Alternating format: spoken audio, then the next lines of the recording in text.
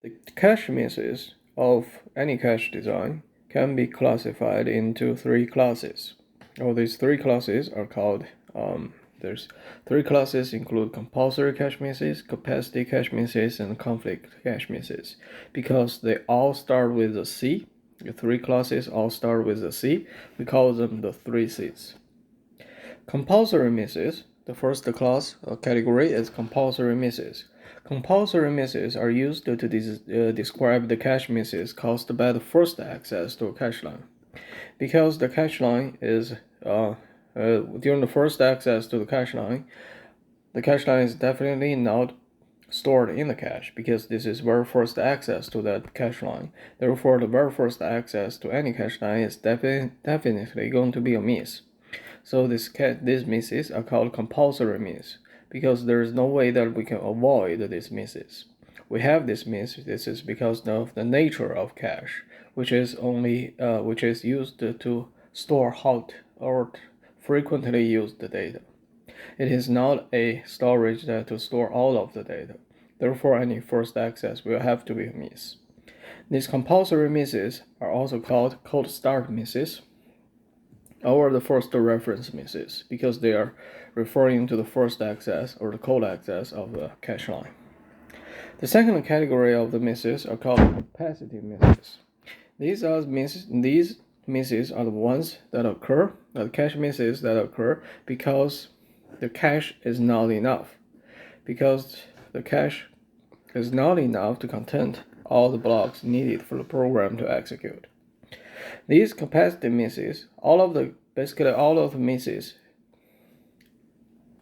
except for all of the misses in the fully associative cache,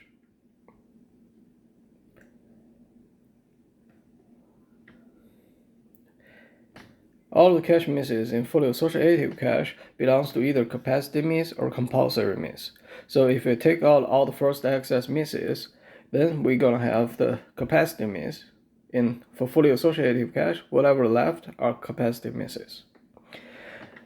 The last category is called conflict misses. Conflict misses are used to describe the cache misses caused by conflict or collision into a set or block. Basically, conflict misses occur when several blocks are mapped to the same set or block frame. And if the set is not large enough to contain all of these blocks, then they're going to experience collision or conflict, and then some of them will actually experience misses as well. They're going to be forced into cache miss. So these conflict misses are the ones that are also called collision misses or interference misses. And we can only observe these misses in direct mapped cache or in set associative cache.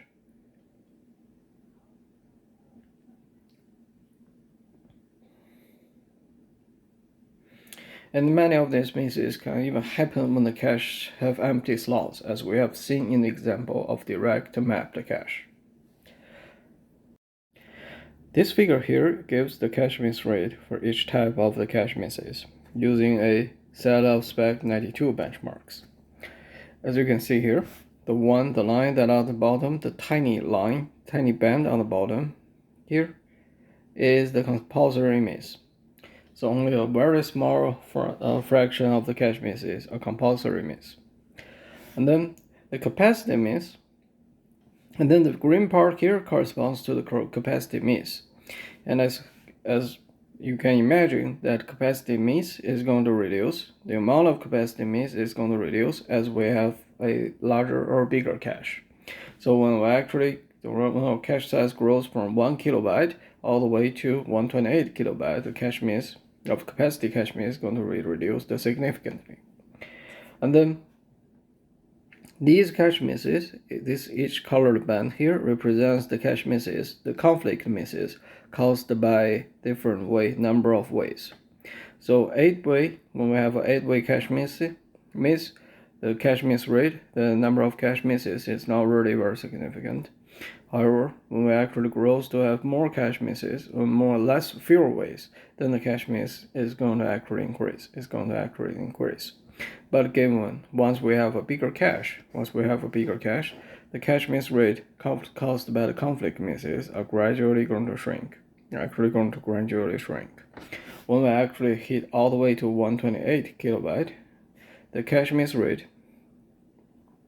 the conflict miss rate caused by 8-way,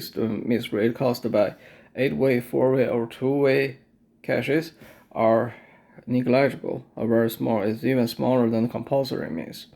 However, for one-way cache, the cache misses caused by one-way, the conflict miss in one-way cache misses is still going to be significant. It's going to be a very significant component, even when it goes to 128 kilobyte cache. And additionally, I also want to mention that if you look at the compulsory miss stays as a constant line, so that it does not really change with the with the size of the cache, because these are the ones that are actually always going to happen no matter how big your cache is. These are the first access misses, and they're always going to happen no matter how big your cache is.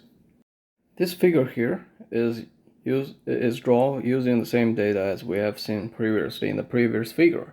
However, instead of showing the absolute cache miss rate, this figure shows the percentage of each category, each type of the cache miss, in terms of the total number of cache misses. And as you can see here, although the compulsory miss, the absolute number of compulsory miss stays constant, is actually the percentage of it, or is actually going to become a major component once as we increase the cache size. This is because once we increase the cache size, all the other cache misses, the absolute number of all the other cache misses are reduced. Therefore, the percentage of the compulsory miss will eventually increase. So if we keep having a really larger cache, eventually what we're gonna have is actually all compulsory misses left. And similarly for capacity miss, when we actually have bigger caches, the percentage of the capacity miss is also going to reduce, because actually the absolute number of the compulsory miss is also going to reduce. And eventually, for the conflict misses, 2-way, 4-way, and 8-way caches, the compulsory miss is also the percentage of the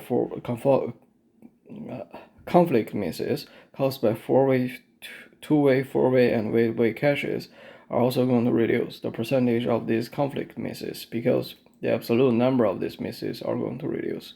However, since for one-way cache, since the conflict misses still remains a fairly large number for one-way set associative cache or direct mapped cache, since the absolute number of cache misses still remains fairly high for one-way and direct mapped cache, it's still going to constitute a major part of the cache misses, even when we grow to 128 kilobyte of cache.